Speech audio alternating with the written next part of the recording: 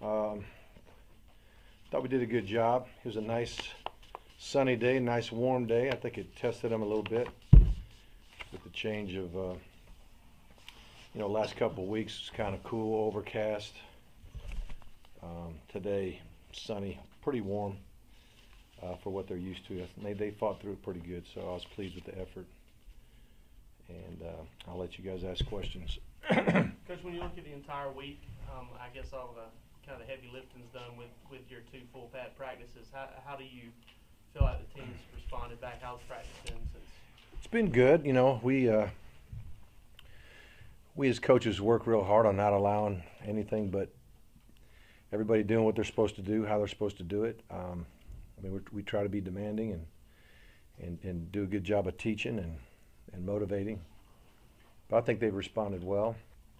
Tomorrow will still be, there'll be a good little bit of physical work, but not, like you say, as much as yesterday and today. We'll hit every kicking unit tomorrow. We'll probably still have shoulder pads on, and we'll probably still have shells on, helmets and shoulder pads. So there'll still be a little hand-to-hand combat up there when we work against the scouts, but it'll be almost all scout team. The only thing we do offense versus defense is a 1-minute drill. We'll do that 1s versus 1s and 2s versus 2s, and the rest of it will be scout work. So it'll be still some physical work to be done, but you're right, the heaviest lifting is over. Have you guys had crowd noise or Rocky time? Yeah, every day. Excuse me.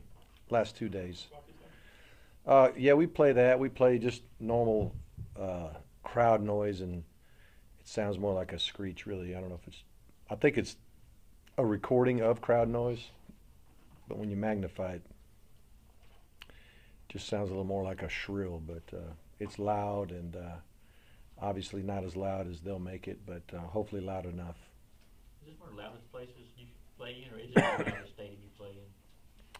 I've said this for years. I think there's a certain level of loudness that keeps you from being able to really hear your verbal snap and your normal verbal communication. And once you hit that level of noise, it doesn't matter how much more loud it gets. It's cherry on the tape, cherry on top or icing on the cake, however you want to say it. But we go into a lot of venues where it's too loud to use our normal mode of communication, verbal communication. So anytime you have to switch to the nonverbal, it's loud. Is there any concern with that, being, Grayson being in his first year with the offense and being able to communicate? Yeah. Well, I think it's the biggest challenge that you have offensively is communication. Can you get everybody on the same page by the time you snap the ball? And when you snap the ball, is everybody getting off on the snap, on the cadence? It's hard to do. When you hear the cadence, whatever it is, blue 88, set hut. You're used to that. You know when to go. Now, if it's on 2, it's set hut. But so we don't just always give it away. But we know what the cadence is. We can hear it. We can anticipate it. When you can't hear it, the anticipation part is gone. So now it's a reaction. And if everybody's reacting at the same time, you lost your advantage of being able to react first or move first. So that's one of the biggest reasons why the home field advantage is so crucial for people. Did you have any personnel changes on the punt team or special teams in general this week?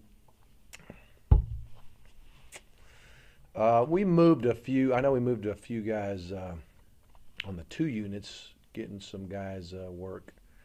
But we've made a couple changes, but I'm not going to announce any of them. I don't want to give anybody a clue. Yeah, we've made a couple moves. You hinted that might. Yeah, we did. There's some change there, yes, sir. McKenzie, now updates. I guess McKenzie not out there today. Right. His hamstring is bothering him. He's not likely. You never know, but right now I'd say doubtful. Cablano's been working, not every minute of every practice, but he's been working. He'll travel. Clearly Hunter came in there and, right. and played. He played well. You guys had contingencies to move people around. Right. You happy with Hunter there? He did a nice job. Coach Sales, we graded the film. I think he had 22 snaps. I'm not 100% certain, but he might have had one mental error out of 22, which is really pretty good. And you know, not to say he was a devastating blocker by any means, but he functioned well in that position. And you know, we have faith that he knows what to do and he'll compete hard. Mark, are you guys getting the production out of your pass rushers you expected, and if not, what's some of the issues going on there? Well, like in this game in particular, most of the times Alabama threw it basically off of play action and nakeds and things like that. We never really got them in a situation very often where they had a third and long. I don't even know if there was a third and long in the whole game. You know, so that's a lot of times when you can pin your ears back a little bit and really let those guys do their thing. But, you know, I just hadn't really thought in terms of that right now. I'd have to go look back on some of the other games. But this last game, there weren't many opportunities. Is Lorenzo Carter, I mean, what's it going to take to get him going? And with Florida being an inside backer some of the time, Right. How does that, do you not expect him to kind of, you know, get that kind of production as a rusher? Right. Well, you know, you're not going to be an edge rusher if you're playing inside linebacker. But, you know, then again, he doesn't, you know, he doesn't have to play every snap in there either. Right. And, you know, a lot of times where, you know, I mean, situations may dictate that a little bit. What about Kimbrough?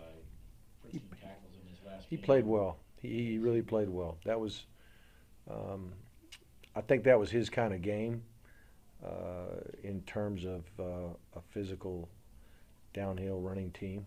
A team that, you know, it wasn't a big space game. It was more of a in-the-box game, I thought.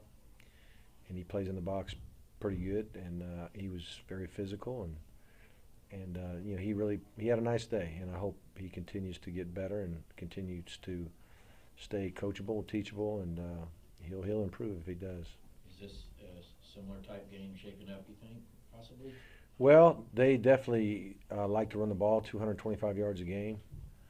They do it in different ways and have different style of runners, but they do have herds of downhill physical back, and you know, Kamara, he's got the ability to. He's a lot like Sony. We think Sony can play inside or outside of the box, and I'm sure they feel the same way about Alvin.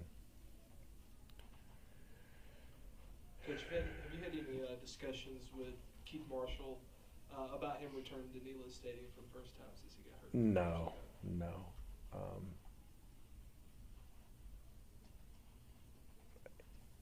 You know, I mean, he may have said something to his position coach or something like that about it, but I haven't said anything to him about it. That's it. With the quarterback, you know, scholarship situation for you all, are you all looking at trying to take two guys, and maybe not every class, but make sure that you have those numbers to a good point going forward? Well, when it's all said and done, you'd like to have at least 4. That's what you'd like to have, at least 4, and sometimes 5. But I think you can live with 4. That's the goal. You know, this year in particular, there's 3. I've been through a lot of seasons with 3. Makes you a little nervous, but you know, so far so good. Is Scott Wesley doing any more of that student teaching, coaching thing? No, not a lot. He's been in Coach McClendon's meeting every day. We always want to keep, you know, in contact with him and all, but he's been, you know, working hard on academics and other projects. So he, you know, the chance of him playing this year is, he's not going to play this year. Anybody else? What about, nobody really talks about Jancic and Willie Martinez on the other side anymore. Do you ever think about that when you're like looking at? Well, as I was looking through the media guide, not the media guide, but their notes, media notes, I was seeing the father-son section. It's kind of neat, you know. Coach Jancic and Martinez's boys, and even in Butch's his son too, I think is a kicker. Something. There's like all 3 had their sons playing for him. I thought it was kind of neat, and just reminded me of when I first saw those guys. They were just little boys, you know. Now they're men, so it's kind of neat. Last question. Okay.